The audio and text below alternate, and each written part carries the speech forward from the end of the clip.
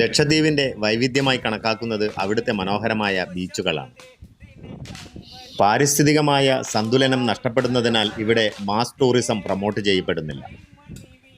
സമുദ്രം പാക്കേജിൻ്റെ ഇപ്രാവശ്യത്തെ പ്ലാനിൽ ഉൾപ്പെടുത്തിയിരിക്കുന്നത് കൽപ്പേനിയും കവരത്തിയുമാണ്. ആദ്യ ദിവസം ഞങ്ങൾ എത്തിയിരിക്കുന്നത് കൽപ്പേനിയിലാണ്. ബോട്ടിറങ്ങിയതിന് ശേഷം ഒരു പഴയ വാനിൽ ഞങ്ങൾ ഈ റിസോർട്ടിൽ എത്തിച്ചേർന്നു. ഒരു വിശ്രമസ്ഥലമായി മാത്രമേ ഇതിനെ കണക്കാക്കേണ്ടതുള്ളൂ. നമ്മുടെ നാട്ടിലെ റിസോർട്ടുകളുമായി ഇതിനെ താരതമ്യപ്പെടുത്താനേ സാധിക്കുകയില്ല. എത്ര പരിമിതികളുണ്ടായാലും പ്രകൃതി സൗന്ദര്യത്തിന് പരിധികളില്ല എന്നതാണ് ലക്ഷദ്വീപിൻ്റെ ഏറ്റവും വലിയ സവിശേഷത. സ്നോർക്കലിംഗ് ചെയ്തതിന് ശേഷം വീണ്ടും ഞങ്ങൾ ബീച്ചിലേക്ക് തിരിച്ചെത്തി. ഇനി ചെറുതോണികളിൽ കയാക്കിംഗ് ചെയ്യാൻ താല്പര്യമുള്ളവർക്ക് അത് നടത്താം. അല്ലാത്തവർക്ക് ഇളം പച്ച നിറത്തിലുള്ള കടൽ വെള്ളത്തിൽ നീന്തിക്കുളിക്കാം. കടൽ പ്രതാപങ്ങളിലൂടെ തിരമാലകളിലൂടെ കുതിച്ചു പാഞ്ഞിരുന്ന ഒരു സ്പീഡ് ബോട്ടായിരിക്കണം ഇത്. ഇപ്പോൾ ഇത് കരയിലാണ്. എൻ്റെ വർക്കിംഗ് ഒന്നുമില്ല, ഇപ്പം കരയിൽ പിടിച്ചിട്ടിരിക്കുകയാണ്.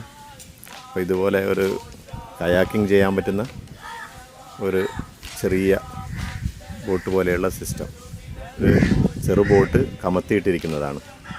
ലക്ഷദ്വീപിൽ നിറയെ തെങ്ങുകളാണ്. നമ്മളെ നാട്ടിൽ കാണുന്നതിൽ നിന്ന് വ്യത്യസ്തമായിട്ട് എന്തോ ഒരു പ്രത്യേകത തോന്നുന്നുണ്ട് ഈ തെങ്ങുകൾക്ക്.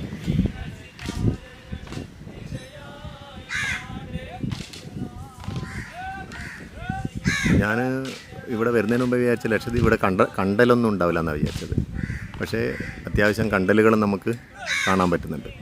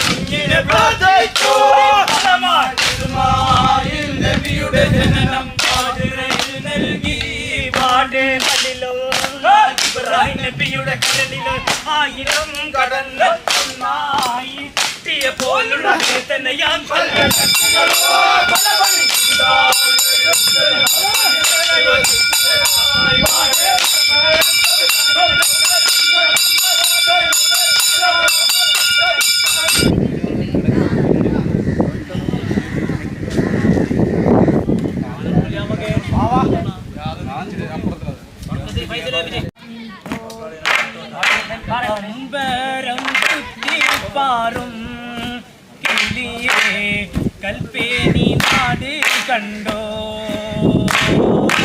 അഴകുള്ള വെള്ളം കണ്ടോ, ആ വെള്ളത്തിൽ തൊഴിമാറും കണ്ടോ, അമ്പരം ചുറ്റിപ്പാറും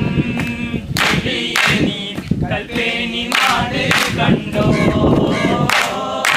അഴകുള്ള വെള്ളം കണ്ടോ കണ്ടോ,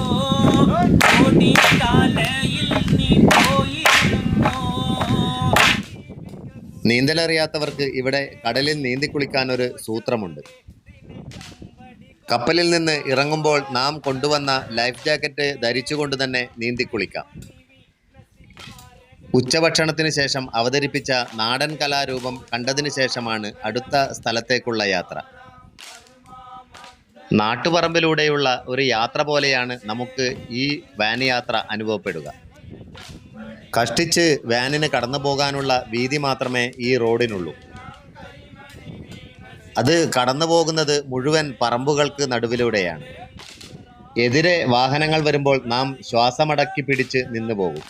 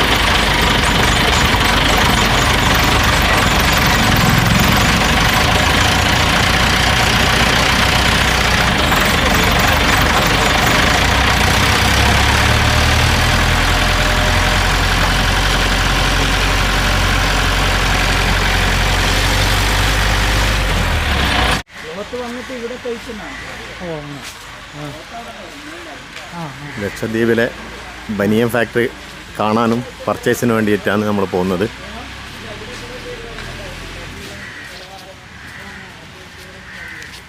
നമ്മളിപ്പോൾ ഉള്ളത് കൽപ്പേനി ദ്വീപിൻ്റെ വടക്ക് ഭാഗത്താണ്. വടക്ക് ഭാഗത്ത് ഈ നോർത്തൻ സൈഡിലുള്ള ബീച്ച് കാണാൻ വേണ്ടിയിട്ടാണ് നമ്മൾ വന്നത്. ഈ ബീച്ചിന് ടിപ്പ് ബീച്ച് എന്ന് പറയും. ടിപ്പ് ബീച്ച് ടിപ്പ് ബീച്ച് എന്ന് പറയും. പിന്നെ അതിൻ്റെ തൊട്ടടുത്ത് കിടക്കുന്നത് 2 ദ്വീപുകളുണ്ട്. അത് ഒന്ന് കോടിത്തല എന്ന് പറയും. കോടിത്തല അത് ചെറുതായിട്ടുള്ള ഒരു തെങ്ങ് മാത്രമേ ഇപ്പോൾ നശിച്ച് കാലക്രമേണ അങ്ങനെ നശിച്ച് പോവുകയാണ്. പിന്നെ അതിൻ്റെ ബാക്കിലുള്ള ചെറിയ മൈലൻഡ് എന്ന് പറയും. ചെറിയ മൈലൻഡ് അവിടെ വലിയ നമ്മുടെ ദ്വീപിനോട് സമാനമായിട്ടുള്ള ഒരു ദ്വീപ് തന്നെയാണ്. പക്ഷെ അവിടെ വെള്ളമില്ല, കരണ്ടും ഇല്ല. അതിൻ്റെ ഒരു ബുദ്ധിമുട്ടുള്ളതുകൊണ്ട് ആൾ താമസിക്കില്ല. ടൂറിസ്റ്റുകൾ പ്രൈവറ്റിൽ വന്നു പോകും. നമ്മുടെ പാക്കേജിൽ അലോടെ ടൂറിസ്റ്റ് പ്രൈവറ്റിൽ വരുമ്പോൾ ഒരു ദിവസം അവിടെ താമസിക്കും. ഇങ്ങനെ അവിടെ എൻജോയ് ചെയ്തിട്ട്. ഒന്ന് പേര് പറയാം. എൻ്റെ പേര് റഹ്മത്തുള്ള അല്ലേ? ഇവിടെ തന്നെയാണ്? കൽപ്പേനി സോഷ്യൽ വർക്കറാണ്. Thank you. ഇവിടെ നമുക്ക് പ്രത്യേകത സൺസെറ്റും സൺറൈസും ഒരേ സ്ഥലത്ത് നിന്ന് കാണാം. ഒരേ സ്ഥലത്ത്. അതതിൻ്റെ പ്രത്യേകത അല്ലേ? അത് ഈസ്റ്റേൺ സൈഡാണ് 3 ഭാഗവും ഒന്നിച്ച് കാണാം. പിന്നെ western side sunset. West north അങ്ങനെ 3 ഭാഗം ഒന്നിച്ച്. അത് ശരി. അങ്ങനെ അതടിപൊളി അല്ലേ? വെള്ളം ഇറങ്ങിയ സമയത്ത് നമുക്ക് ഈ റീഫ് കൂടി നടന്ന് മറ്റേ ആയിരത്തിലെല്ലാം പോകാൻ പറ്റും. നടന്നു പോകാൻ പറ്റും. പിന്നെ തേങ്ങ എല്ലാം പ്രൈവറ്റാണ്. അവർ പോയിട്ട് കളക്ട് രാവിലെ പോയിട്ട് വൈകുന്നേരം തിരിച്ചു വരും. അവിടെ രാത്രി സ്റ്റേ ചെയ്യുന്ന ബുദ്ധിമുട്ടാണ്. ഇലക്ട്രിസിറ്റി ഒന്നുമില്ല. ഇപ്പം നമ്മൾ എത്തിയിരിക്കുന്നത് കൽപ്പേനിയുടെ ഏറ്റവും അറ്റത്തുള്ള മുനമ്പിലാണ്. ഇവിടെ നല്ലൊരു ബീച്ചുണ്ട്. ആ ദൂരെ കാണുന്നത് ഒരു ഐലൻഡാണ്, ദ്വീപാണ്. ഒരു തുരുത്ത് എന്ന് പറയാം. അതിൽ ഒറ്റയൊരു തെങ്ങ് മാത്രമേ ഇപ്പോൾ ബാക്കിയുള്ളൂ. കണ്ടോ? അത് നമുക്ക് കാണാം, ശരിക്കും കാണാം. ഒരു തെങ്ങ് മാത്രം ബാക്കി. അതിൻ്റെ പുറകിൽ വലിയ ഒരു തുരുത്തുണ്ട്, ഒരു ദ്വീപ് തന്നെ. ഇവിടെ ആൾത്താമസമൊന്നുമില്ല. പക്ഷേങ്കിൽ തെങ്ങുണ്ട്. അത് ഇവിടുത്തെ ആളുകളുടെ പ്രൈവറ്റ് പ്രോപ്പർട്ടിയാണ്. അപ്പോൾ ഇവർ അത് വിളവെടുപ്പിനൊക്കെ ചില സമയത്ത് അങ്ങോട്ട് പോകും. ശരിക്കും നമ്മൾ എന്തായാലും ഒരു പ്രാവശ്യം ലക്ഷദ്വീപിൽ വരണം. ഒരുപാട് ദിവസത്തേക്കൊന്നും വേണമെന്നില്ല. ഒരു 2 ദിവസത്തേക്കെങ്കിലും വന്ന് ഇവിടുത്തെ ഓരോ കാഴ്ചകളും അതുപോലെ സ്നോർക്കിളിങ് നമ്മൾ എന്തായാലും പറ്റുന്നവരെന്തായാലും ചെയ്യണം. അത് കടലിൻ്റെ ഉൾഭാഗത്തുള്ള കാഴ്ചകൾ മുഴുവനായിട്ട് നമ്മൾ ഒരു കണ്ണാടിയിലെന്ന പോലെ അല്ലെ ഒരു അക്വേറിയത്തിലെന്ന പോലെ നമുക്ക് കാണാൻ പറ്റുന്ന ഒരവസരമാണ് സ്നോർക്കിളിങ്. അത് ഒന്നും പേടിക്കാനൊന്നുമില്ല. നമ്മൾ അതൊന്ന് പ്രാക്ടീസ് ചെയ്തിട്ട് പിന്നെ പോയാൽ ഒരു ബുദ്ധിമുട്ടുണ്ടാവില്ല. ഒരു ഭയങ്കര എക്സ്പീരിയൻസ് ആയിരുന്നു. ചെറിയൊരു തുടക്കത്തിലൊരു ബുദ്ധിമുട്ടുണ്ടായിരുന്നു. പിന്നെ അത് ഞാൻ തന്നെ അത് പ്രാക്ടീസ് ചെയ്ത് ക്ലിയറാക്കി. പിന്നെ അതൊരു ബുദ്ധിമുട്ടൊന്നും ഉണ്ടായില്ല. നല്ല എളുപ്പമായിരുന്നു. കടലിൻ്റെ ഉൾക്കാഴ്ച അല്ലെങ്കിൽ കടലിൻ്റെ ഉൾവശത്തുള്ള ലോകത്തെ അനാവരണം ചെയ്യാൻ പറ്റുന്ന ഒരു അനുഭവമാണ് ഈ സ്നോർക്കിളിംഗ് എന്ന് പറയുന്നത്. അതുപോലെ അതിൻ്റെ ഒരു കുറച്ചുകൂടി വലിയൊരു വേർഷനാണ് സ്കൂബ ഡൈവിങ്. അത് ചിലപ്പം നമുക്ക് അത്ര ഈസി ആയിട്ട് ചെയ്യാൻ പറ്റണമെന്നില്ല. പക്ഷേ ഈ സ്നോർക്കിളിംഗ് നമുക്ക് എന്തായാലും എളുപ്പത്തിൽ ചെയ്യാൻ പറ്റും. ഏതോ മാന്ത്രിക കഥയിലെ അത്ഭുത ദ്വീപുകൾ പോലെയാണ് ഇവിടുത്തെ പല കാഴ്ചകളും. മുന്നിൽ കാണുന്ന ഈ ശിലാരൂപങ്ങൾ യഥാർത്ഥത്തിൽ പാറകളല്ല. പവിഴപ്പുറ്റുകൾ നിർമ്മിച്ചു വെച്ച മാന്ത്രിക കാഴ്ചകളാണ്.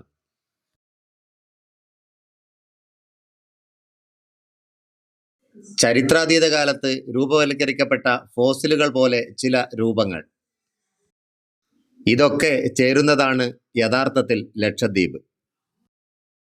डरो मत, अरे यूट्यूब में आया वो तो पानी अंकल से पूछो, अपनी आएगा ना पानी इधर।